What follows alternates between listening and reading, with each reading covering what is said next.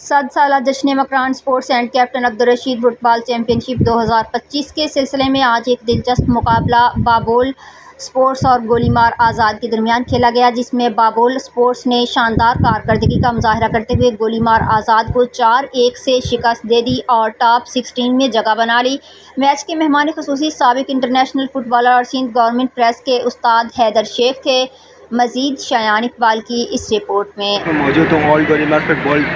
Stadium میں، جہاں 100 سالہ جشن Makran sports and captain Abdul Rashid football championship 2025 میں آج شاندار مقابلہ کھیلا جا رہا ہے۔ آئے کچھ کھلاڑی اور آفیشیل سے بات کرتے ہیں۔ اچھا ایونٹ ہے 100 سالہ جشن ہے مکران اسپورٹس کا، اور ایک ٹیم کا 100 سال مطلب ہے کہ ٹیم کا